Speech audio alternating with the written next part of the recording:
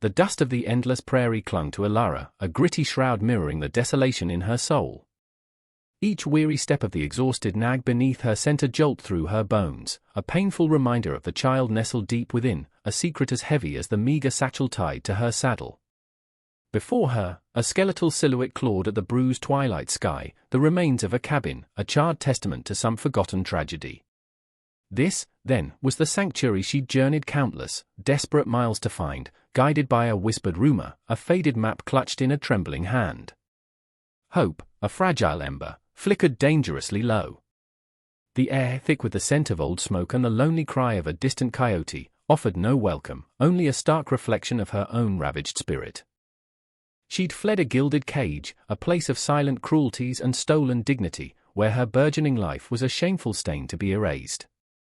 The small fortune she carried, coin stitched into the lining of her worn dress and a few carefully wrapped bills in the satchel, was her only shield against a world that had offered her little but scorn. It was honestly earned, the legacy of a kind mistress, a secret whispered on a deathbed, a desperate bid for freedom her mistress had facilitated beyond the grave, knowing the wolves that would circle. Ilara slid from the horse, her legs threatening to buckle. The silence of the place was immense, broken only by the sigh of the wind through the blackened timbers. One wall stood partially defiant, a gaping maw where a window once offered a view. The rest was a jumble of burnt wood and sorrow. As she took a hesitant step towards the ruin, a figure emerged from the deeper shadows of a leaning, half-collapsed outbuilding, a shape as stark and unyielding as the landscape itself. A man, tall and broad, leaning heavily on a crutch, one leg of his trousers pinned up starkly above the knee. His face, shadowed by a wide-brimmed hat, was unreadable, but the set of his jaw spoke of a man long acquainted with hardship, a man who had made peace with solitude, or perhaps, had never known anything else. He said nothing, his presence a silent question, a granite impediment to her fragile hopes. Jedediah watched the woman, a wraith conjured from the dying light. Pregnant, alone, and standing on the ashes of his past. The sight twisted something cold and sharp in his gut. This place was a grave, not a haven. He'd lost everything here, his wife, his son, his leg, his will to build again. The fire had taken all but his breath, and some days he cursed it for leaving even that. He had existed in the shell of the barn, a hermit tending the wounds that never truly healed, the smoke of that terrible night forever in his nostrils. Her arrival felt like a violation, a stirring of ghosts he'd fought hard to keep buried. This is private land, his voice was a rusty hinge, unused and unwelcoming. Ilara flinched, but straightened, her chin lifting with a quiet dignity that belied the terror coiling within her. I meant no trespass. The map, it showed a homestead here. I need shelter. Her voice was soft, yet it carried a surprising resilience. He saw the swell of her belly then, unmistakable beneath the worn fabric of her dress. A fresh pang, sharper this time. A child. Here. In this ruin. Ain't no shelter here, miss. Just ghosts and bad memories. He gestured with his crutch towards the charred remains. Best you move on. But Ilara did not move. Her gaze swept over the devastation, not with despair, as he expected, but with a strange, assessing light. She was looking past the ruin, seeing something he no longer could. There's a well, she stated, her eyes fixing on the stone circle a little way off. And the outbuilding, it still stands. Mostly she looked at him then, a direct, unwavering gaze that held no plea, only a statement of intent. I can work. I'm not afraid of hard work. Jedediah was silent for a long moment, the prairie wind whispering around them, carrying the scent of distant rain and the faint, sweet smell of the wild roses that, against all odds, still bloomed along the creek bed. He saw the exhaustion etched around her eyes, the fine tremor in her hands. He saw the desperation she tried so hard to conceal. And despite himself, despite the barricades he'd erected around his heart, a flicker of something other than bitterness stirred. Perhaps it was the memory of his own Sarah, her quiet strength in the face of frontier hardship. Or perhaps it was simply the sheer, audacious courage of this lone woman, standing on the brink of ruin and speaking of rebuilding. The barn leaks, he said, his tone still gruff, but the outright hostility had faded. And the nights are cold. It wasn't an invitation, not yet, but it wasn't a dismissal either. Ilara felt a tiny knot of tension ease within her. "I can patch a roof," she said quietly. "And I have a blanket." She would start here, with this broken man and this broken place. She had to. For the life she carried, for the future she dared to dream of, a future built not on shifting sands of servitude but on the solid ground of her own making, however scorched it might be. The first light of dawn found Ilara already at work, her movement slow but deliberate as she began to clear a small section within the skeletal remains of the cabin. She gathered usable, less jarred timbers, her hands, though unaccustomed to such rough labor, surprisingly adept. Jedediah watched from the doorway of the outbuilding, a tin cup of bitter coffee steaming in his hand. He'd expected her to be gone by morning, scared off by the desolation or his own inhospitable nature. Her persistence was a quiet rebuke to his own inertia. He saw the careful way she moved, protecting her burden, and the set of her jaw that spoke of a will forged in some private fire. He'd offered her nothing, not even a word of comfort, yet here she was, coaxing order from chaos, a solitary figure against the vast, indifferent canvas of the plains. As the sun climbed higher, casting long shadows that retreated like a tide, Ilara focused on a corner where two half-walls still offered some semblance of shelter. She'd found a rusty shovel and was painstakingly clearing the debris, her brow furrowed in concentration. The satchel, her secret fortune, lay carefully placed on a relatively clean stone, always within her sight. Jedediah found himself observing the way she worked, the economy of her movements, the surprising strength in her slender frame. He noted the careful preservation of every nail she managed to pry loose from the burnt wood, the way she stacked salvaged stones as if they were precious gems. This was not the work of someone expecting rescue, but of someone determined to rescue herself. A sudden gust of wind, a precursor to the often unpredictable prairie storms, whipped through the ruins, scattering dust and ash. Ilara swayed, clutching her belly, a look of fleeting pain crossing her face. Before he could process the instinct, Jedediah was moving, his crutch thudding on the hard-packed earth. He reached her side just as she steadied herself. "Storm's coming," he grunted, his gaze fixed on the bruised horizon. "That corner won't hold." Ilara looked up at him, her eyes wide and shadowed with fatigue, but also with that damnable resilience. "I have to try." He looked at the flimsy shelter she was attempting to create, then at the sturdy, if dilapidated, walls of the outbuilding he inhabited. It was cramped, dusty, and smelled of disuse and his own solitary grief, but it was whole. "You can take the linter," he said, the words feeling foreign on his tongue. "It's dry." Mostly it was the closest thing to an offer of help he'd made in years. Ilara's expression softened, a flicker of surprise, then gratitude. "Thank you," she whispered, the words carrying more weight than he felt they deserved. Later that day, as the first drops of rain began to fall, Ilara met Martha Thorne. The older woman, a widow whose small, well-kept homestead lay a mile down the creek, arrived on a sturdy pony, a basket covered with a checked cloth on her arm. Martha's eyes, bright and knowing, missed nothing: Ilara's condition, the sparse belongings, the silent, watchful presence of Jedediah. "Jedediah," Martha called out, her voice warm and carrying easily over the rising wind. "Thought I saw smoke that wasn't yours. And then I saw this brave soul." She smiled at Ilara, a genuine, encompassing smile that warned some of the chill from the air. "I'm Martha Thorne. And you must be weary, child." She offered the basket. Brought some bread, still warm, and a bit of stew. Ilara, overwhelmed by the unexpected kindness, could only murmur her thanks. Jedediah remained in the shadows of the barn, his face unreadable, but Martha seemed unfazed by his reticence. She spoke to Ilara, her words a gentle balm, asking no probing questions, yet conveying an understanding that went deeper than words. She spoke of the land, its harshness and its beauty, of the need for neighbors in a place that could be unforgiving. As Martha prepared to leave, she paused, her gaze resting on the slow, painstaking work Ilara had begun. "It takes a strong heart to see a home in ashes, child," she said softly.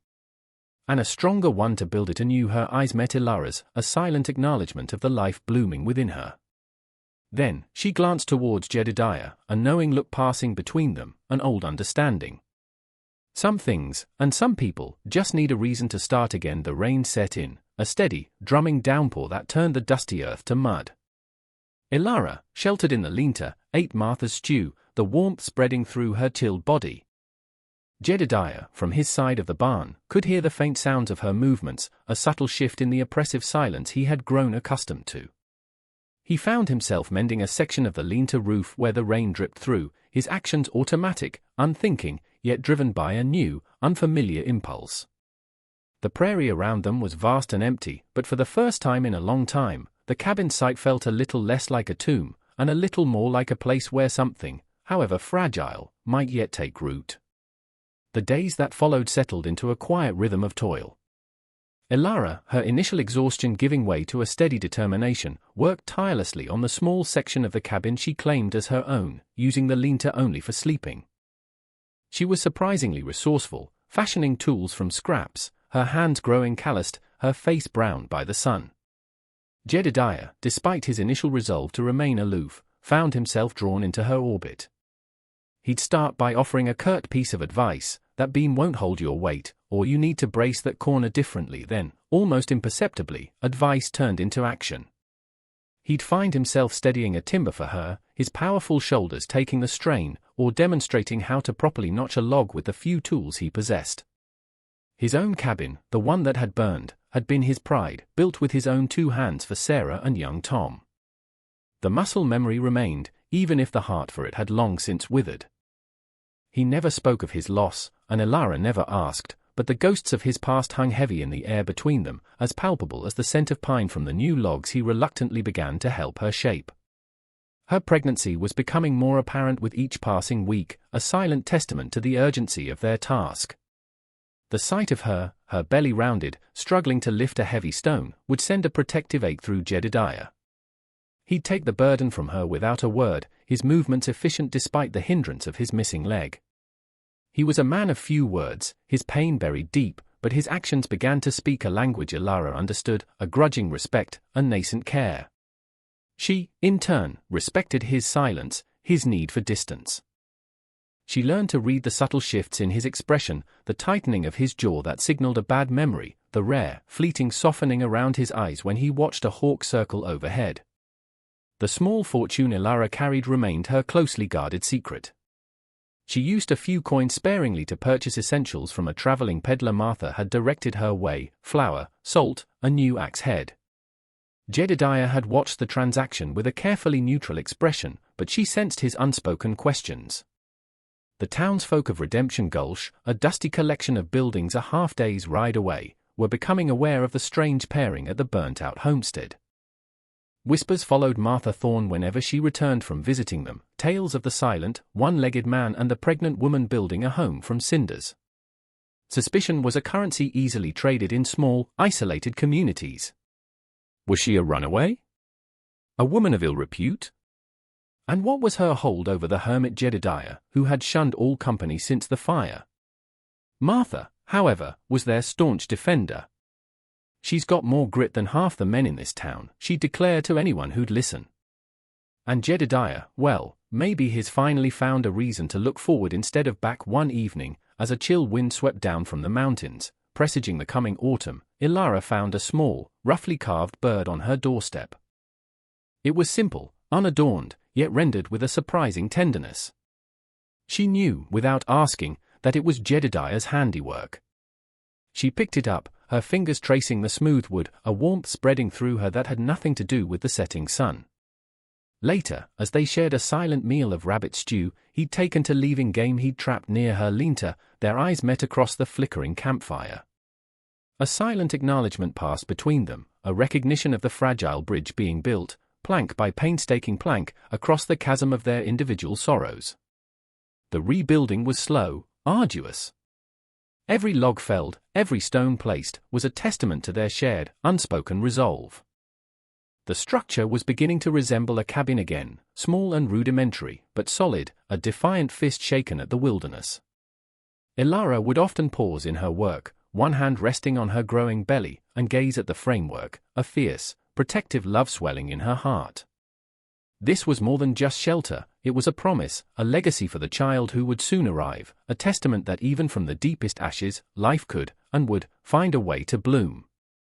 The truth of Ilara's past, and the origin of her small fortune unraveled not in a torrent of words, but in quiet moments, pieced together like quilt squares by Martha's gentle probing and Jedediah's silent observation. Martha, during one of her visits, found Elara weeping softly, clutching a small, embroidered handkerchief. "Some wounds, child, they fester if not aired," Martha said, her voice a comforting balm. And so, Elara spoke, not of grand dramas, but of the chilling, insidious cruelty of her former employers, the Ashworths. Of Mrs. Ashworth, whose kindness in her final days had been a beacon, and who, knowing her own family's avarice, had pressed into Elara's hand a small, heavy purse, her entire life savings from before her marriage, whispering, "For your freedom, child. Don't let them break you." Elara had served them faithfully for years, enduring Mr. Ashworth's cold disdain and his son's unwelcome attentions.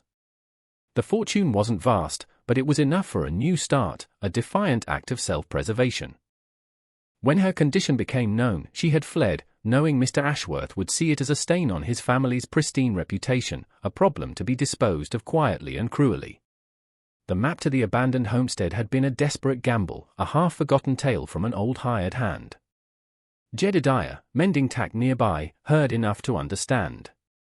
He'd seen the fear in her eyes when strangers approached, the way she guarded her satchel. It wasn't the guilt of a thief he saw, but the terror of the hunted. His own story emerged with even greater reluctance, dragged from him one blustery afternoon when a sudden clap of thunder, too much like the roar of the fire that had consumed his life, made him drop his axe, his face paling to a deathly white. Elara, seeing his distress, simply sat with him, her presence a silent offering of solace. He spoke then, his voice raw, of Sarah, his wife, her laughter like wind chimes, and little Tom, barely 5, with hair the color of corn silk.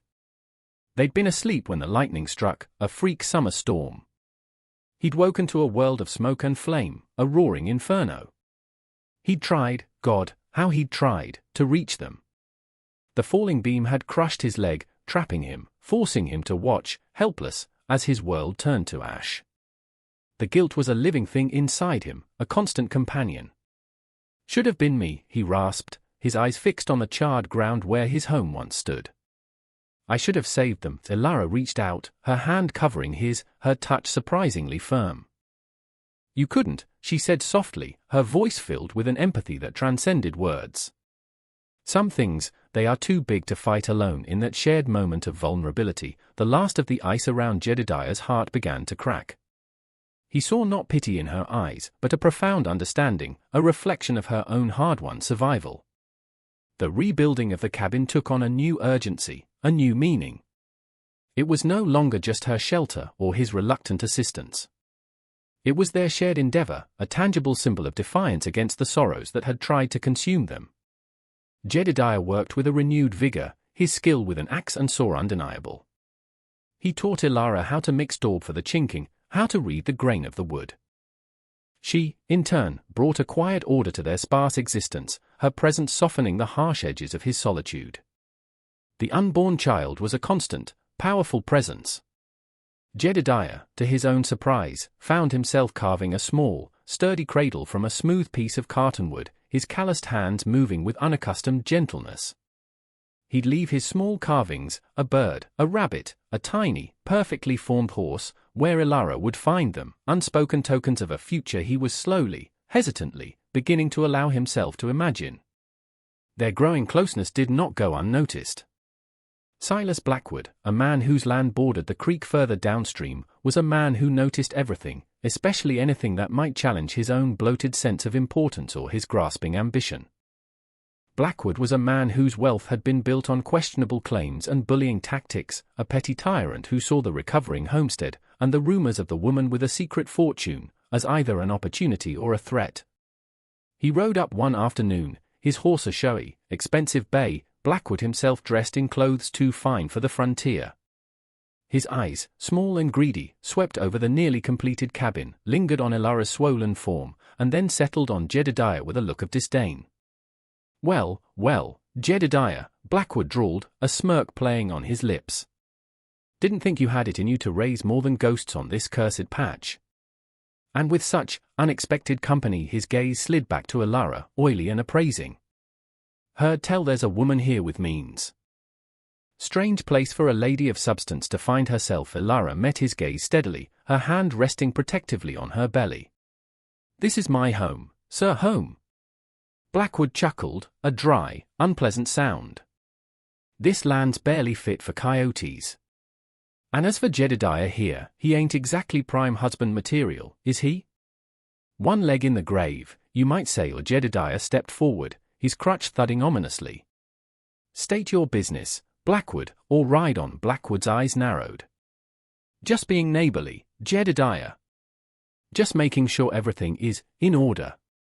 Wouldn't want any squatters causing trouble, especially ones with unexplained money. He tipped his hat with mock politeness. I'll be seeing you around. As he rode off, a chill settled over the homestead that had nothing to do with the autumn air. Ilara looked at Jedediah, a new fear coiling in her stomach. The sanctuary they were building felt suddenly fragile, exposed. Jedediah's face was grim. His trouble, he said, his voice flat.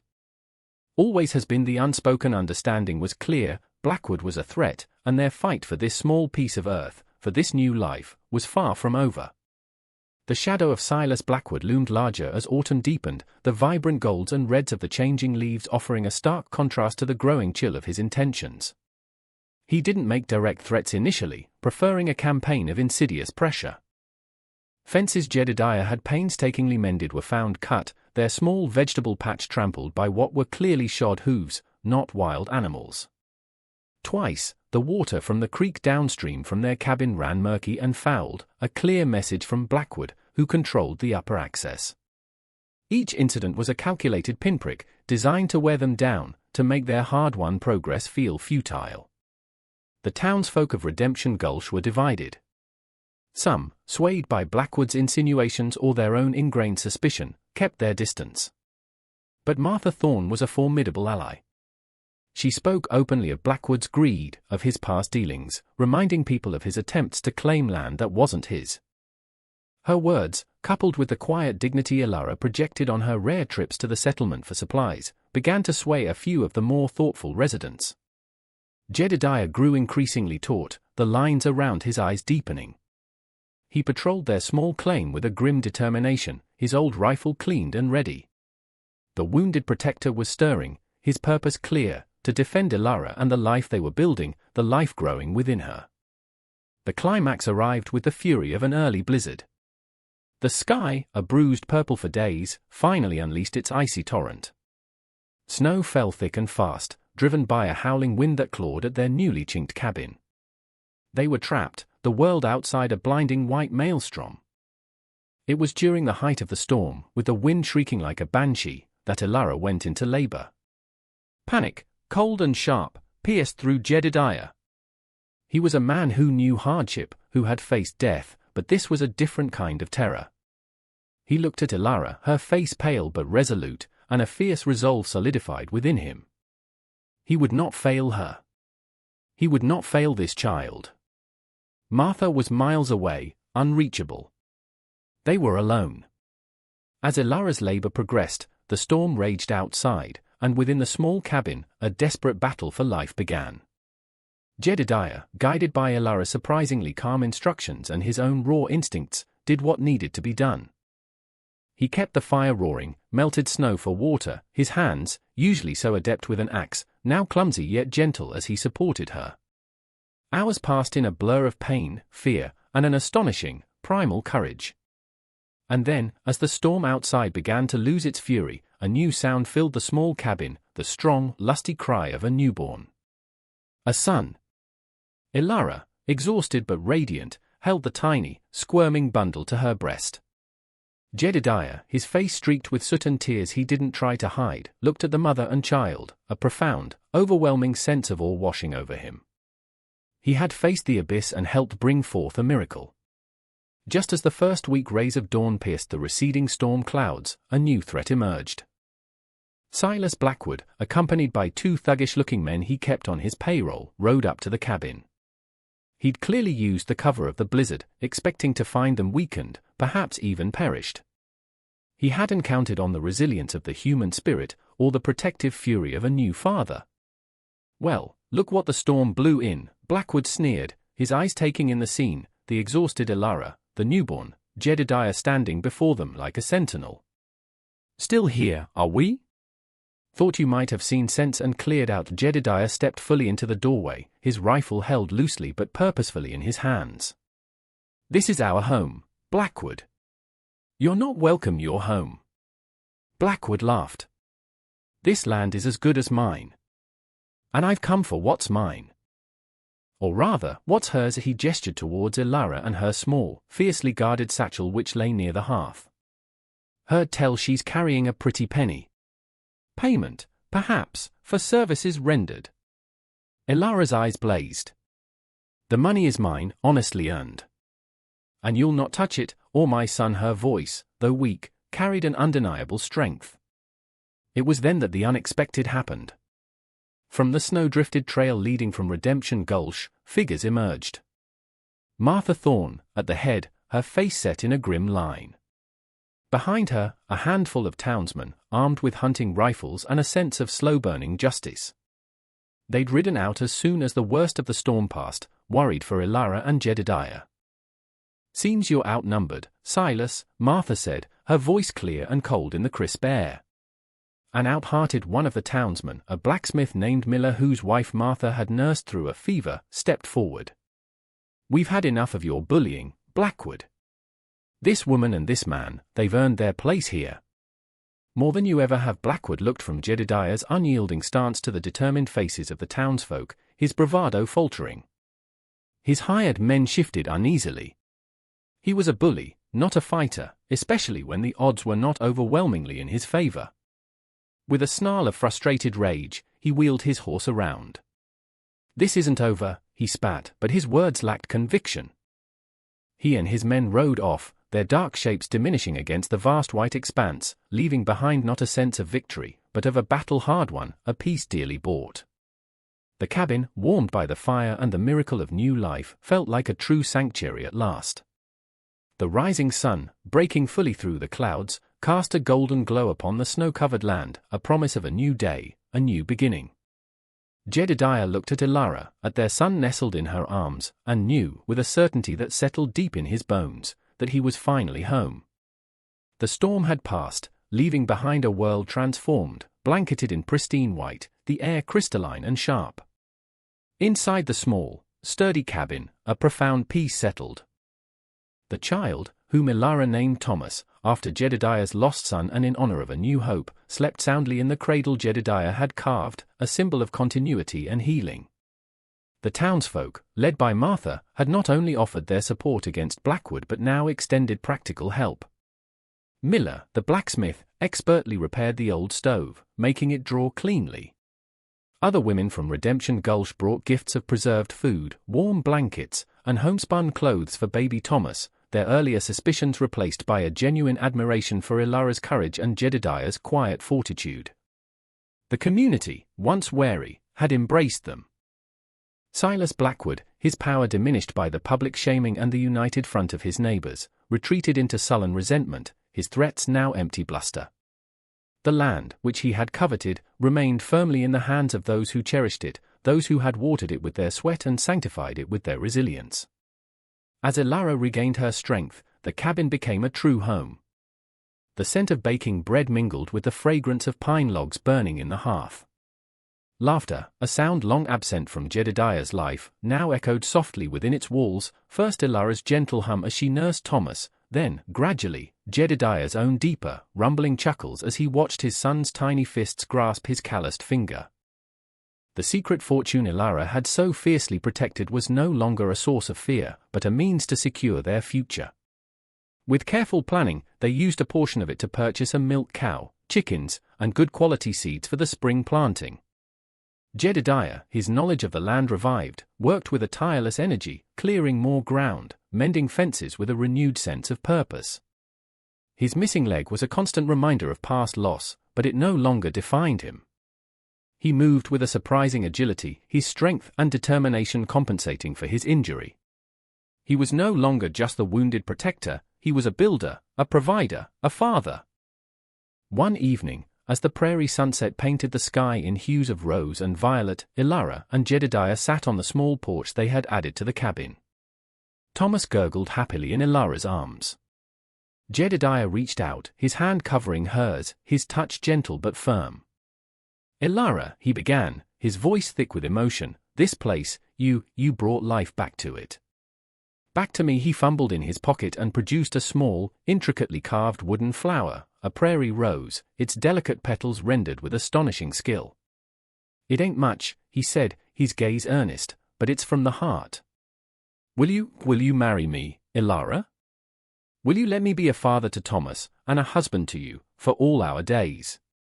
Tears welled in Ilara's eyes, tears of joy, of relief, of a profound, abiding love.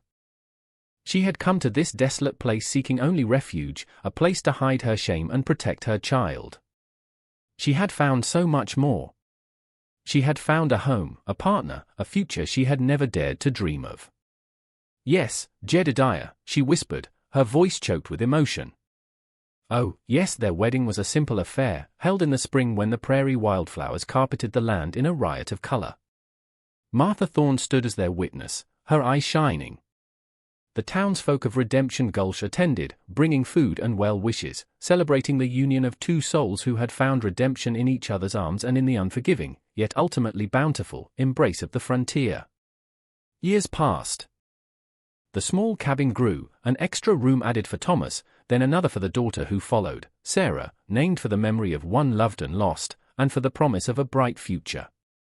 The homestead thrived, a testament to their hard work and enduring love.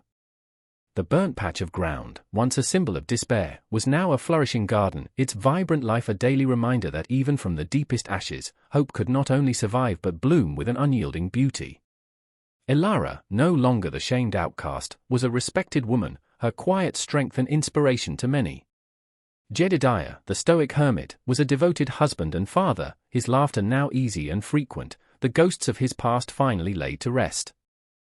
They had faced the darkness, the desolation, the petty cruelties of the world, and they had not only survived, but they had built a life of purpose, of love, of belonging.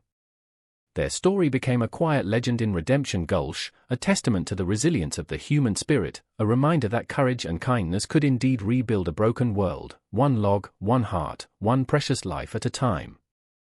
And as the sun set over their peaceful valley, casting long shadows that danced with the fireflies, one might look at the little cabin, smoke curling from its chimney, and ponder the journey of the souls within. What trials would you endure for a chance at true freedom, at a life you could call your own? Perhaps their tale serves as a whisper on the wind, a reminder that even in the harshest of frontiers, the seeds of hope, when nurtured with courage and love, can indeed blossom into an enduring legacy.